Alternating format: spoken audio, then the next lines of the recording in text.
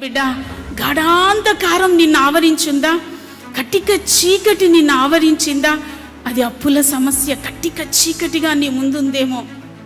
ఆత్మీయతలో బలపడలేకపోతున్నావే, ఆ సమస్య. ఒకప్పుడు భక్తిగా బ్రతికాను, ఒకప్పుడు గంటల తరబడి ప్రార్థన చేశాను, ఇప్పుడు ఎందుకనో ప్రార్థన చేయలేకపోతున్నాను, ఎందుకనో ప్రార్థన వైపు నా మనస్సు లాగట్లేదు. మధ్యరాత్రులు కన్నీరు కార్చేదాన్ని, ఇప్పుడు ఎందుకో దేవునికి దూరం అయిపోయాను. ఒకప్పుడు స్వరమెత్తి ఏడుస్తూ అంగలారుస్తూ ప్రార్థన చేసిన నేను ఈరోజు పట్టుమని 10 నిమిషాలు కూర్చొని ప్రార్థన చేయలేకపోతున్నాను. ఏంటి నా ఆత్మీయ జీవితం?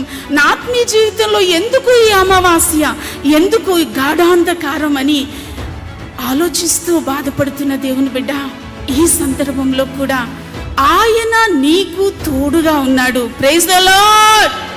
ఈ కటిక చీకటి బిలములో నీవు ఉండగా, ఈ గాఢాంధకారంలో నీవు ఉండగా దేవుని తోడు నీకుందని, ఆయన దుడ్డుకర్ర, ఆయన దండం రెండూ నిన్ను ఆదరిస్తాయని నీకు గుర్తుంటే, నీవు ఎరిగితే, నీవు అర్థం చేసుకోగలిగితే, అప్పుడు చీకటిలో కూడా దేవుణ్ణి నీవు స్తుతించగలవు. Praise the lord.